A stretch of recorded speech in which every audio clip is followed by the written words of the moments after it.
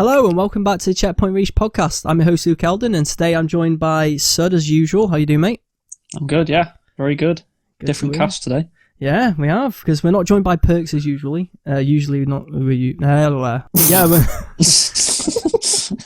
Yeah, we're not joined by Perks today. We're actually joined by Matty and Ted. How you doing, guys? Yeah, I'm okay. Self-isolating, but getting there. Getting where? Where are you getting? Getting to sanity, well, getting used to it, but then again, I'm self-employed, so I should be technically used to it, but yeah, I prefer going to the co-working space. I don't like being holed up at home. I think a lot of people would agree with you, but how are you doing, Matty? He's a founding member, isn't he? He is? Yeah. Yeah. And, Absolutely. It's been a while. I am one of the founding fathers. Yeah. You are. Now you're back on the pod. Unfortunately, Self-isolation has torn the world apart, but it's brought us brothers back together. Exactly. It has, because we've got nothing else to do. So yeah, we're going to jump into the first topic of the day, and that is the PS5 Reveal Event, which saw lead system architect Mark Cherney present the future of PlayStation, honing on the specifications and explaining how the console will impact the future of gaming as we know it. I don't know if you guys managed to see any of this, but it was pretty dull. Yeah, it was a thrilling 45 minutes that I'll never get back. It was very dull. It's probably asleep for like half of it. It was so boring. I mean, what a terrible way to reveal. Like, I understand. Apparently, it was for GDC, wasn't it? Yeah, I've seen a lot of people saying that. Which is obviously a more tech-based conference. So, but it's the way they said, didn't they, on their Twitter account? Oh, come and see the first glimpses of PS. It's like it's a bit of misinformation, really, isn't it? Because we didn't see anything really. We just heard tech job. I mean, it's crazy.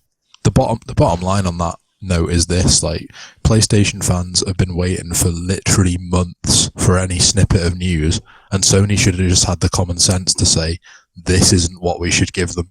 You know what I mean? As the first thing to give them, you should be giving them the games and what the console looks like and the controller. Like, this was something for the hardcore fans, and I think the problem was it was just miscommunication from Sony completely, where a lot of the fans for some reason thought they were actually getting a PS5 reveal. Yeah. And obviously it wasn't that. It was a hardware reveal, and a pretty lackluster one at that. I think they're kind of embarrassed, really. But we'll get on to that. So. Yeah, we'll touch on the specs in a sec. I just want to know, I wonder why they've taken so long to actually reveal the PlayStation itself, the PS5 itself. Because Xbox revealed, well, pretty early, I guess. I mean, they revealed, was it the Game Awards in December, so we're talking 4 months between the Xbox being revealed and these. I mean, it hasn't even been revealed, the PS5, really. It's just the specs, so the Xbox has actually been revealed properly, so we still haven't seen the console, what it looks like. We don't know the price of any of them, but I don't know. It was just a weird way of doing it. Like Mike said, it's just not the way to do it, really, is it? It's not. It doesn't. If anything, I think PlayStation fans went away more annoyed than they were before. To be honest with you. Yeah, well, I did see a lot of people who weren't happy, but then again, I did see some people who kept saying it. Oh, well, it's for the GDC, so yeah. But they did market it a little bit like it was a reveal. They said event. it as if it was going to be like a proper so showcase. That's on them, really, isn't it? I mean, their marketing, to be honest, in the last year or two has been it's just not been as good as it was early in the generation. I don't know what's going on. I don't know if it's to do with leadership changes or something at the top. But I don't think it's leadership changes. I think it's simple. I think they've been coasting for the last 2.5 years, and they're still coasting. We've seen it before, haven't we? So, PS2 to PS3. So what do you think? I hope it's not that. But back in that sort of. Well, I hope it isn't that. But the signs are not good at the minute. I mean, you know, as much as we've criticised Xbox in the past, one thing they've done very well at, especially in the last 2 or 3 years, is marketing, but just the message they send these days. It's more of one of confidence and actually one of we actually have like things, to sort of look forward to in the future, not just in the past. Whereas in the past it was like, oh, we're going to give you these like couple of exclusives that are pretty crap, basically. Yeah, and you have to be happy with them. But it seems like they're going in the right direction now. I mean. But yeah, PlayStation, I don't know what's going on with them at the minute. Their messaging's off. The silence as well. They've just been silent for like a year, pretty much. Yeah, we haven't heard much. We've not heard anything about We've not heard anything about next gen games. So they're banking all the cash. They've been doing it for the last 2 years. They know PS4's still selling. They know that they've got like a great handful of exclusives that are coming out over the next year that are all going to sell really well. Yeah. So they've just been ghosting. And the thing is with that, that's great. But I think people expected more from the PS5 because they've been ghosted for 2 years. You know, they were like, well, show us something. I think they're getting complacent then. Maybe. Feels like that. Complacent. I mean, yeah, it does feel like that. And it does kind of give comparisons to the Xbox One reveal, the way they were before that came out. Like, I'm not saying it's going to be as bad as that. They'd have to go some way, wouldn't they, for it to be as bad as the Xbox One reveal. But, you know, it's not like, it's looking like, you know, God, it could be, awful. they could be making some mistakes. And we'll see, obviously. We don't even know what the console looks like yet. So, no, I mean, that's true. it's early days still, but. I imagine it'll look half decent. I tend to think most of the PlayStation consoles have. Yeah, there's been them weird like V-shaped designs that look awful. I mean, if it looks that like can't that, be it. Surely if that's it, that's awful. I mean, it's just it looks awful. That, like V-shaped. It was weird. It almost it looks like a big controller, doesn't it? It's just it's strange. Yeah, it's really ugly. I hope that's not it, because that. I know people say that's a ridiculous reason to not buy a console, but I actually think a lot of people wouldn't buy it if it looked like that. That console to me looks like something off like Red Dwarf when they predicted the future. Yeah, it actually does. Yeah. I mean, that's a niche reference, but not many people get that. Yeah, no Americans are going to know what Red Dwarf is. They won't get that. No, they probably won't. But yeah, we should probably touch on the specs though. I probably should hand it over to do my best Boris impression, hand it over to Mike because he's the spec guy. Well, knows more about it than me. It's one of them, isn't it? We've known that the Xbox was, you know, around the 12 teraflop mark for quite a while. And then there's been rumours that PlayStation was going to be 9 teraflops, and then there's been rumours that it's going to be 13, somewhere in the middle at, like, you know, 10 teraflops. But I don't think it's going to make that much of a difference, to be perfectly honest with you. But I think Sony were kind of not wanting to announce the specs, almost, because I think they've been shocked with how powerful the Series X is. And I think they thought probably 12 months ago that they were going to win this like power war or whatever you want to call it again. And there are some elements, like, don't get me wrong, the Series X and the PS5 are very powerful systems. Both of them are extremely powerful. They're not going to be cheap. I can imagine the Series X probably running at somewhere £500 plus, and the PS4, the PS5. Sorry, I can't see it being any less than 400. So they're both expensive, powerful consoles, which we expected. I think the main difference between them both is the SSD. Like the SSD in the PS5 is slightly faster. But I honestly don't know if that's going to make any difference, to be perfectly honest. Well, on like the PowerPoint as well, the problem is that a lot of developers, they have to a lot of games are obviously multi-platform. So even if the Xbox is more powerful, they're going to have to find a compromise anyway. They can't produce a game that is like at the max capacity that would run, at Xbox's max capacity, because then it wouldn't be able to run well on a PS5. So it's almost, they have to factor that in. So it's almost a bad thing that there's a bit of difference, I think, because it means obviously that there's going to be very minimal games that will be able to get to Xbox's processing power due to that. Well, that always happens, doesn't it? It's always the exclusives that utilize the console the best. Because they don't have to compromise for the consoles or PC. Well, yeah, sometimes PC either. So I think you'll see that again. You'll see that the best looking games on PlayStation 5 will be their exclusives. Yeah. Just like probably the best looking games on Xbox will be their exclusives, because you're right about the compromise. There's always a compromise when you have to do multi-platform. So it's weird with the PlayStation. They said it was like 10.2 teraflops, but that's actually when it's overclocked, isn't it? That's not actually, it's a variable rate, so a lot of the games will be like 9. Yeah. So I think that's where that rumour came from. What I want to touch on, 12. What I want to touch on, sorry to jump in there, so is these consoles are extremely powerful, and it's a lot of power condensed into a small unit, and you've seen in the Series X how much of a unit that is. it's strange. It's a new sort of design for a console. Really, it's almost like two GameCubes stuck together. Yeah, it's strange. Yeah, it is actually. I'll tell you what, it's a lot smaller than I thought it would be. Have you actually seen that comparison? I thought it was going to be way bigger than that. It's actually not that big. We know from the Series X, from the Xbox One X, that Microsoft have got a very advanced cooling system to keep that system cool under I think load. the Red Ring probably prompted that development, I imagine. But one thing I think objectively that people can say is if they own a PS4 Pro, which I have, I know you have, like Sir as well, the PlayStation 4 is not a quiet console, and I hope Sony have got the right cooling solution in place, especially if they're going to overclock the console, because I have a feeling it could just end up sounding like a jet engine again.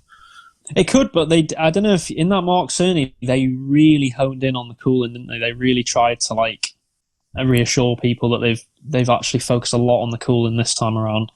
Like they've actually had that in mind now. That could be all conjecture. We don't know. It could be all. They always say all this, and then you'll get it day one, and it'll be like a rocket engine. But I mean, you'd hope this time around I'd hope both consoles have efficient cooling systems, and it's going to be hard with what's in the machine, but that's why they're going to be expensive at the end of the day. So I would expect for a premium price what it's still going to cost, that cooling shouldn't be an issue. Yeah, but you just never know, do you, until you get the console in your hands. Was anyone actually that surprised that it looks like the Xbox X Series X is going to be more powerful? No, not really. Gone back to their roots. They've been on this path since basically, for the last 4 years, essentially.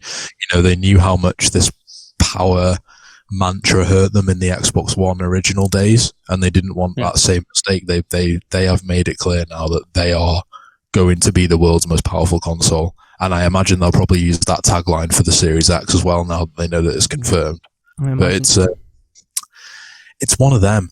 They're both very powerful systems. I think the thing to take away for most people is that these are going to run amazing looking games at 4K at 60 frames a second, and the load times are going to be non-existent. Ridiculous, this is a massive upgrade from the last generation of consoles. And I think now it has to fall on the games. And that's where Xbox have been lacking, and they've bought all these studios, but we need to see what they're making now.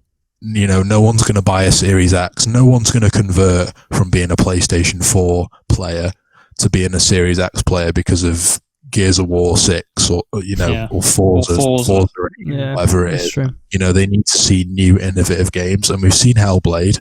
That's a good start, but there needs to be more. And I think this Microsoft event in the summer is going to be absolutely key for them, in terms of selling this console, because they need to prove to the world that they've actually got games on their system that are worth playing. Yeah, that's where they lost it this gen that we're currently in, isn't it? I mean, they got absolutely decimated. Yeah, it's exclusive. It was night and day, to be honest. I mean, both the PlayStation 4 and Nintendo Switch is exclusives compared to Xbox. It's a bit embarrassing for Xbox, to be honest with you. But did you not enjoy Sea of Thieves, lads? Oh yeah. Sea of Piss, what a game! Loved it. One of the best exclusives ever. But no, I think the interesting thing for me on the whole power, I guess it's like power versus speed. People are saying because of the SSD, which I think Marty's right. I don't think it's going to make a difference either way too much. Well, either way, what are the plans with sort of like the updates? Are they still?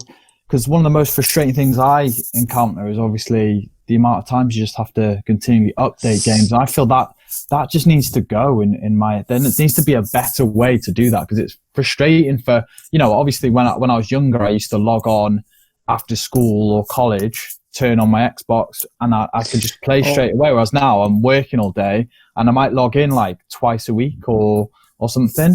So it's almost like I've then got a 2 gigabyte. You're logging more now, lad. Whatever. Self-isolation. A lot of that's going to be internet speed, which I guess that's just based on your own preference. But I think the new consoles will help a little bit with that. Just if they're faster anyway, if the hard drives are faster, operating faster, then that will help a little bit. But it is going to be mainly still your internet speed, just because that's.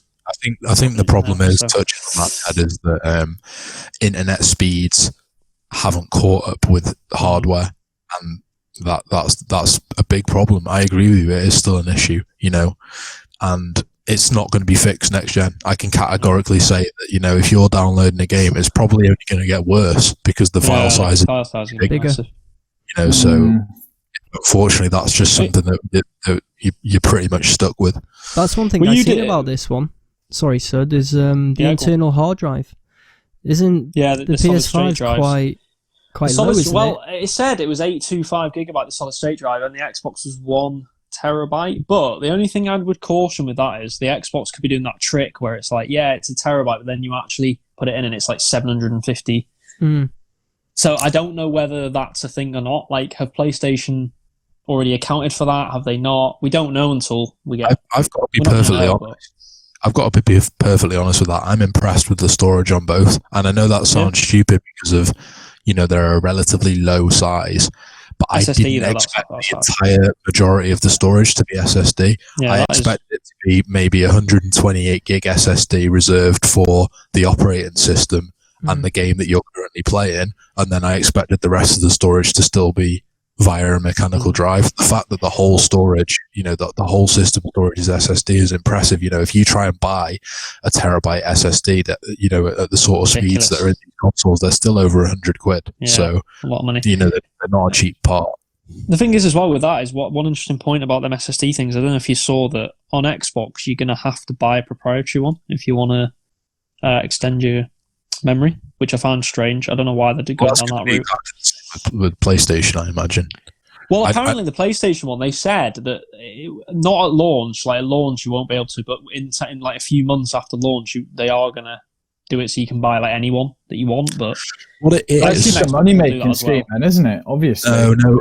Honestly, what it is, because I want to try and get like the correct clarification on this, is you can still use any hard drive on an Xbox. Yeah, that is true.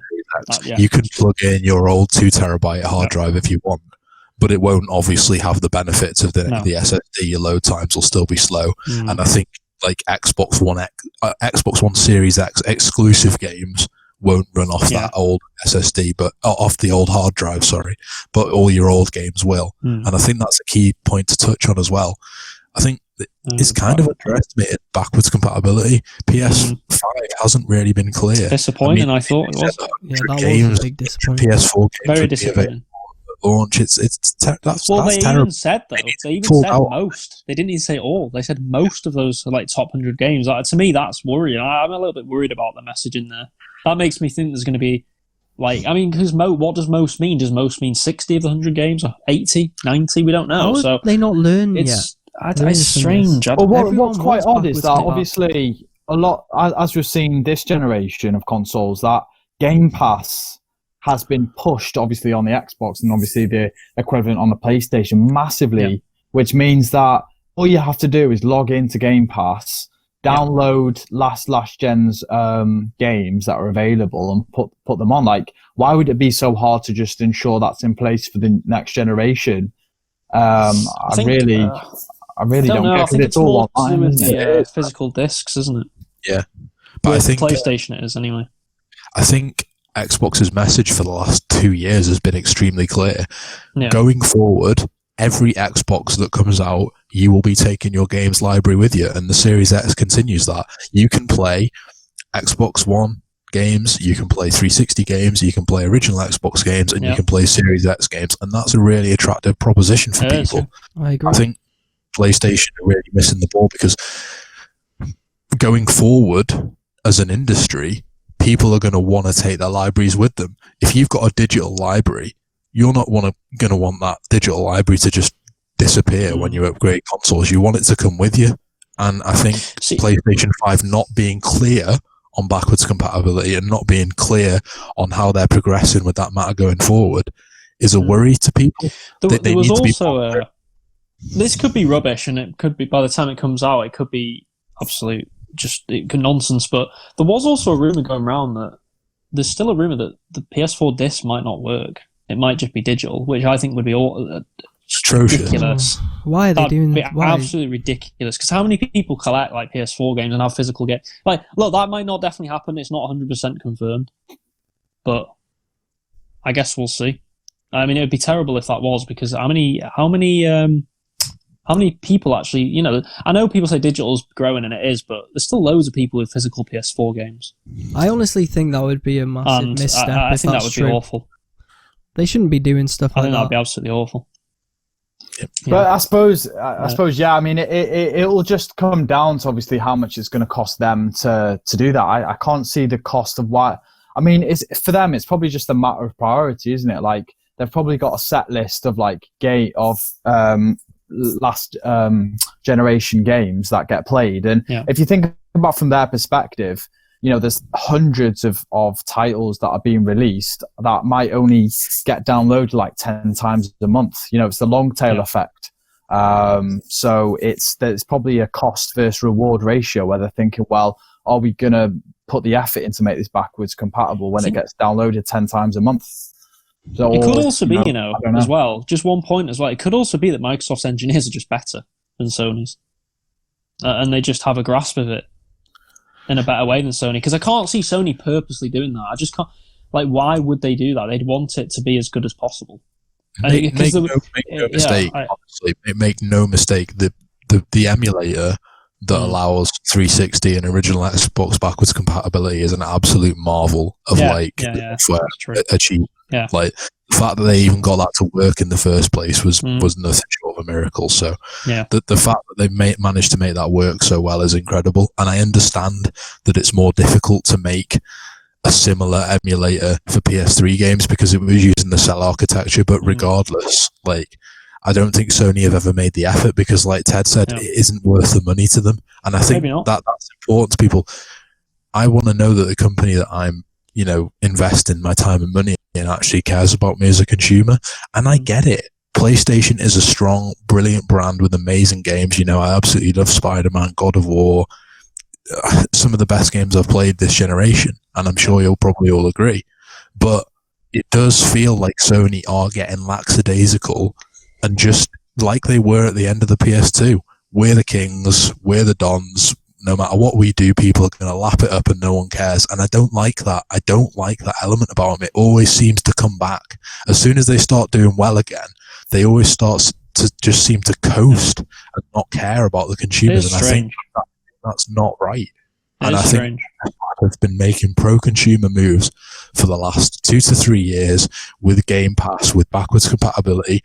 None of these things make massive money for them, but they make the Xbox gamers, the Xbox community happy. And that's something that just seems to be completely neglected by PlayStation. I mean, PlayStation, no one talks about the fact that they just put PlayStation Plus up, by £10 randomly, and no one seemed to care. Xbox Live wasn't put up. That's been, what I mean? That's been now, hasn't it? Has it been put up? Still not put up? I don't know. I can't remember anymore, maybe. But you just come to my bank. PlayStation did put it up I don't first, even know. didn't they? They did definitely. PlayStation did put it up first. I know there was a lot of complaints about that. I'm not sure if Xbox have followed or not, but yeah, I think for me though, the problem Xbox is still going to have is the fact that there's 110 million, is it, PS4s out in the wild now. Is it that is a massive user base. Well, yeah, catch them all. They're out there. They're in the wild. So. Well, you'll be able to spot them a mile off because they're all so loud. Exactly. In the background. Well, 110 million PS4 sold. So compared to the recent rumor was around 45 million Xbox One. So that is a big difference. Don't get me wrong. I'm not going to sit here. Market shares. I'm not going to sit here and fan. The reason for that is because Xbox One at the beginning of the generation probably scored the biggest own goal in the history of history of the world. Still so bad. I still think Xbox they still have a lot to prove software wise. It's all well and good. Look, I know we're all saying that they're doing great, and they are doing great things in terms of services. They're doing great things in terms of their recent efforts with hardware, but the software is still nowhere near the level that Sony's is, and that is massive. A massive thing going into next year. And I think Xbox have been acquiring studios for the last couple of years. There's a lot of games in the background that we don't know about, and I think the next year or so is going to be absolutely key for them as to proving again we're a software company that can make great AAA games, not AA games, not rehashes of the same garbage over and over again. Great AAA games, and I think like I said, the next year or two is going to be absolutely crucial in proving that to people. I think the problem I have is, though, as good as some of the, like Ninja Theory's and good studio and stuff like that, they're not on the level of Guerrilla or Naughty Dog. They're not. Give them time. They could be. I get what you mean. They could be in time. time. Yeah, I agree with you. Like Ninja Theory in time could be a fantastic studio. But that's the thing. This isn't Ninja Theory anymore. This is Ninja Theory backed by the biggest company in the world, pretty much. Behind. I'm pretty sure they're still behind Apple, but you know what I mean. They've got massive financial backing to make the games that they want, and I think that's something that's really underappreciated. Like these companies that maybe were okay and maybe made a few great games in the past have now got the financial clout of Microsoft behind them, and from what I understand, they've made it sound like they're just going to let them make the games that they want, and if that is true, they're going to make great games. There's no doubt. I think Microsoft have made the right moves, but we need to give them time to see how it all plays out. At the end of the day, like you said, Sud, we have to wait to see what their software is like. However, they have made the right moves, which is, like you mentioned, Maya, the start of this generation. Jesus Christ, that was the biggest own goal. It was. We were all Xbox guys, weren't we? And I think it's fair to say Sud and Matty wanted to switch over to PS4 after that. It's one of the wall. So going on that point though, I think that's a good point. I think obviously with that conference, that was, as you said, a massive own goal, and that really, really annoyed a lot of it annoyed me as well. I mean, even just looking at that, the stuff they were coming out with was just ridiculous. So far from the audience, it was unbelievable. It's like, you're actually talking to gamers here. Do you actually understand your audience? They don't want that.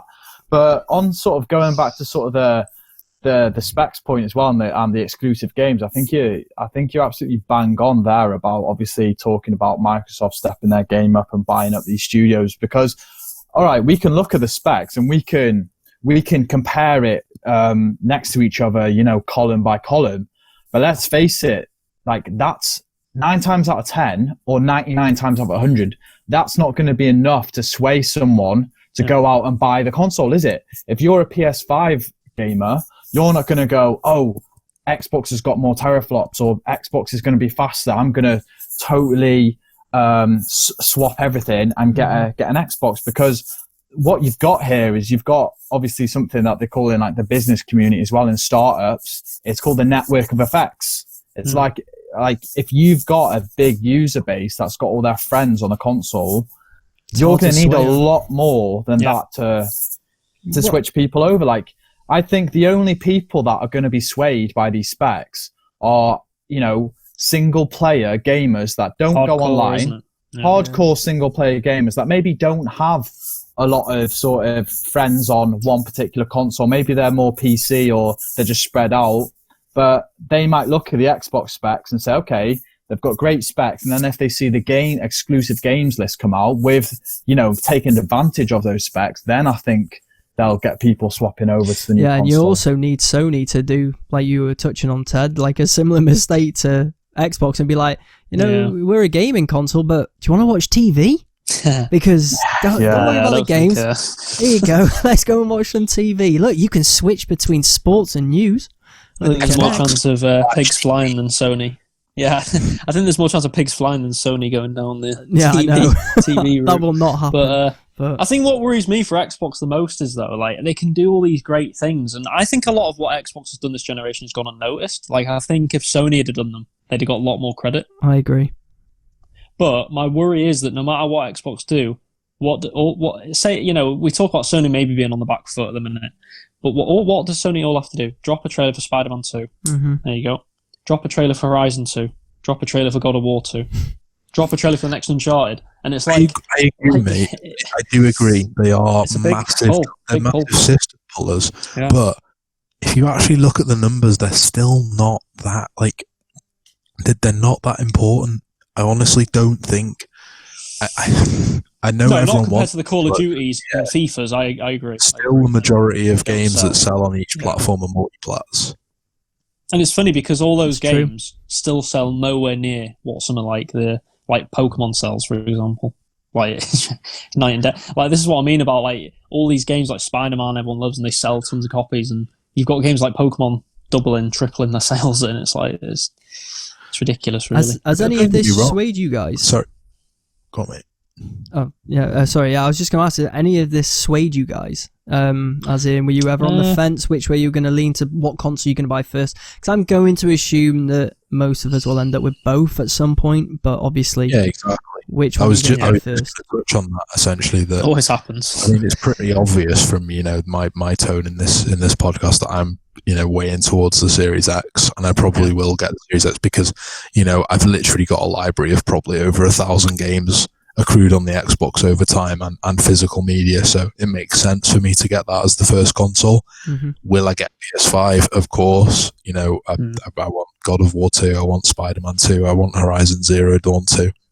Yeah. But I definitely think the Series X is probably the one I'm going to get, just because personally I will, obviously I've got that legacy of games, but also I'd rather have the more powerful console for multiplats as well.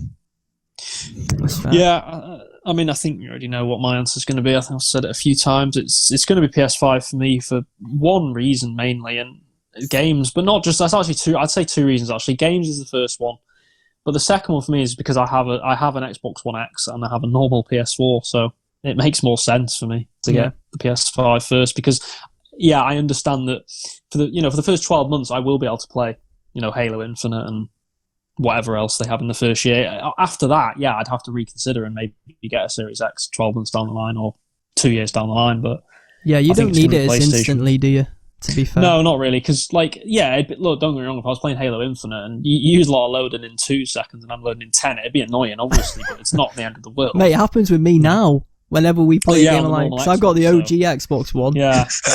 I'm there. You're like jumping out the plane, and I'm like, it's not even loaded for me yet, lads. I'll know how you feel then. Yeah, I'm in the same boat. Unfortunately. Yeah. You know what? I can absolutely guarantee, mate. No matter what console we've got, no matter how fast the SSD is, as soon as you load into a game of PUBG, the textures won't have loaded by the time you hit the floor. No, probably not. Mate, I hope we aren't playing PUBG on the new console. Yeah, it'd be desperate times if we were playing PUBG on PS5 or but you're right. Series X. It'd be very desperate. Those textures would not load.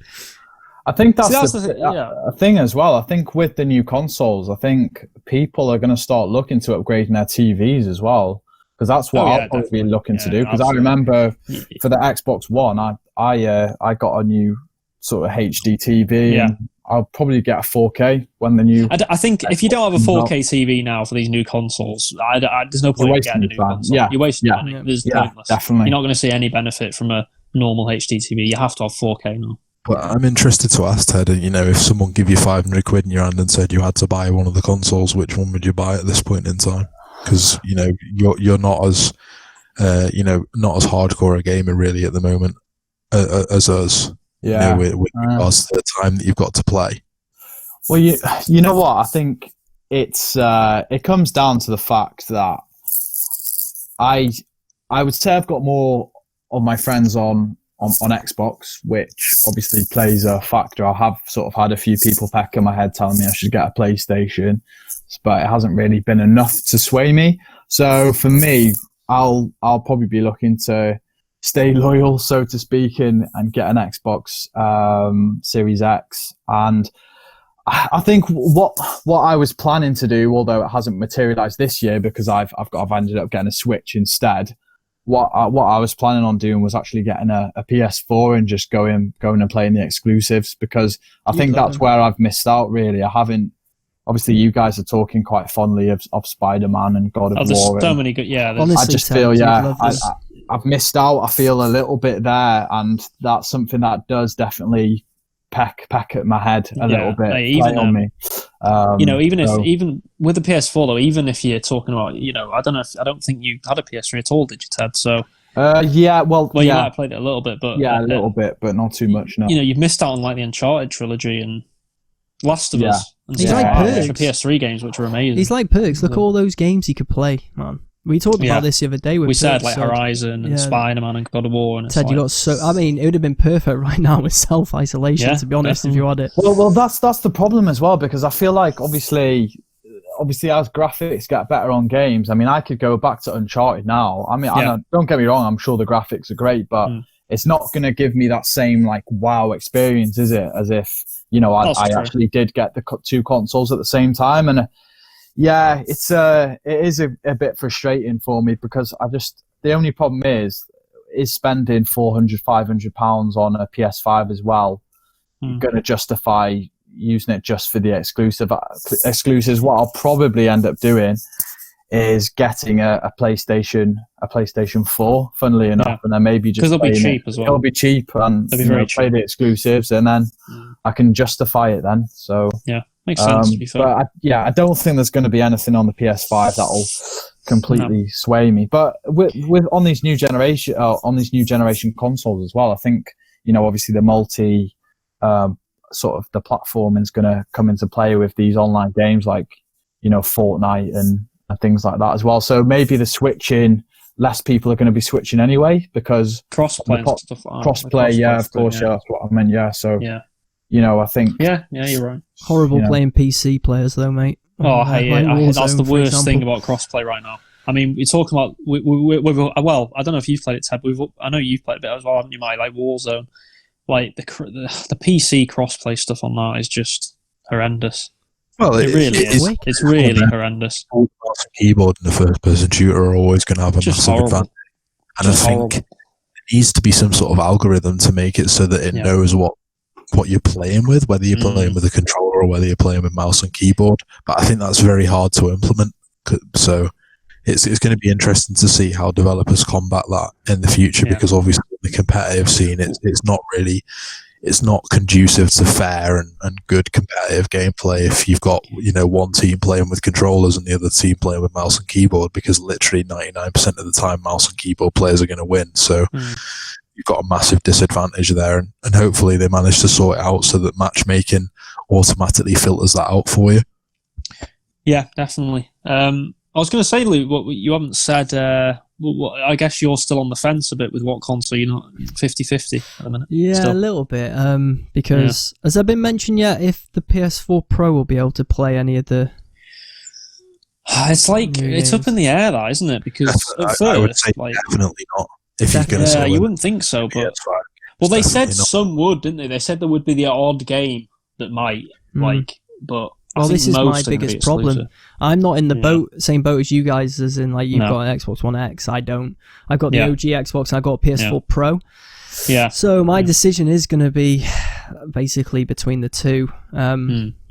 Split down the middle, to be honest. We spoke a few weeks ago, didn't we, Sud, with Perks, and I said I think I was leaning more towards PlayStation, but it depends. Would price make a difference to you at all? Like no, or not? You'd not be that bothered with it. Because they're both going to be similar prices. You wouldn't imagine one's going to be like £200 more or something. That'd be ridiculous. Yeah, so. if it's taking the piss, then price will matter to me. But obviously, like £50, it's not going to make a difference. £50, £100 maybe at the most. But surely, looking at the specs, you would expect Xbox to be slightly more expensive. Oh yeah, it has to. I think that's definite.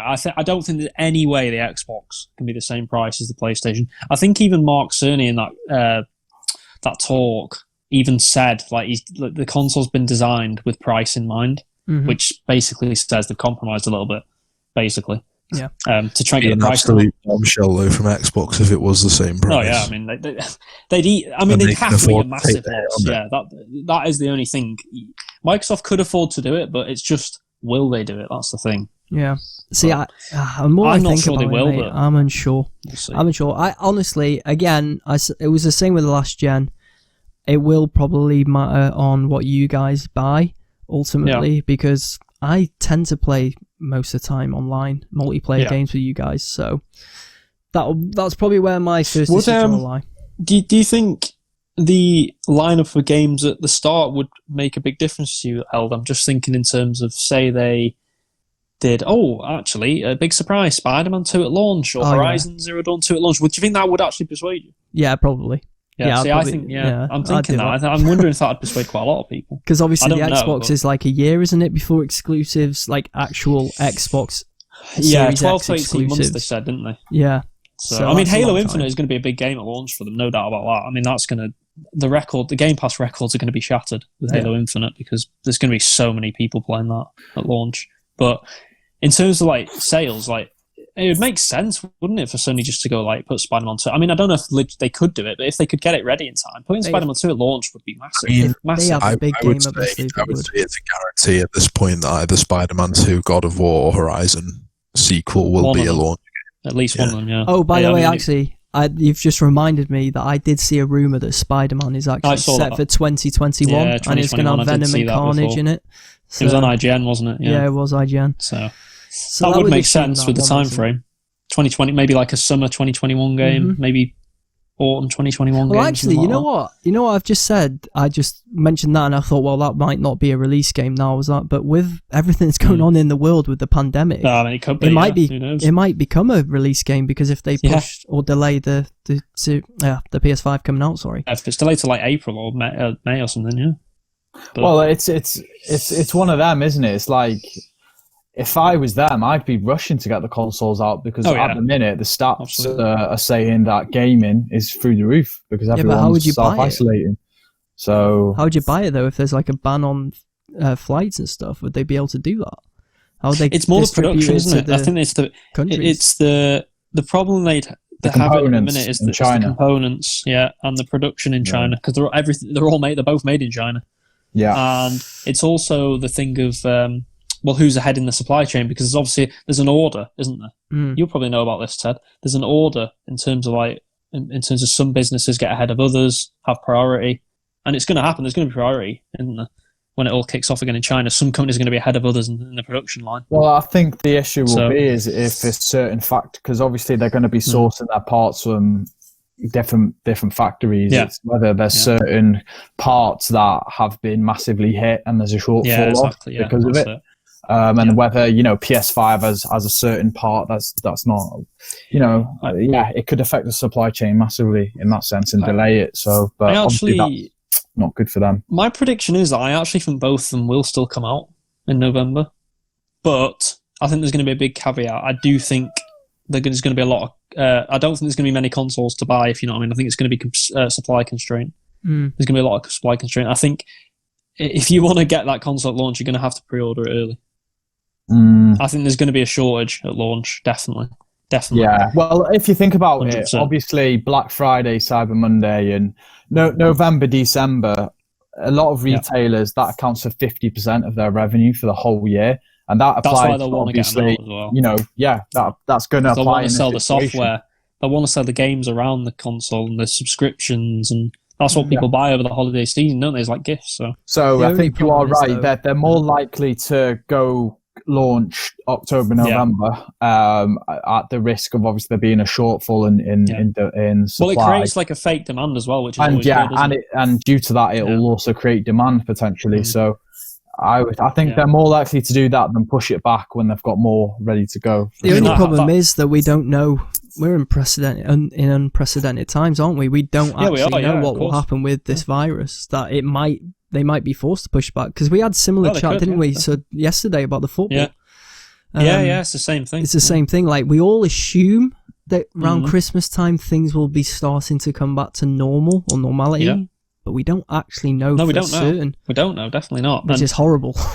Look, I wouldn't be shocked either way. Like I wouldn't be shocked if it did get delayed, but I just have this sneaky feeling that they are going to launch in November. Oh, mate, they'll both launch in November. If there's a sliver of hope that they can, they will.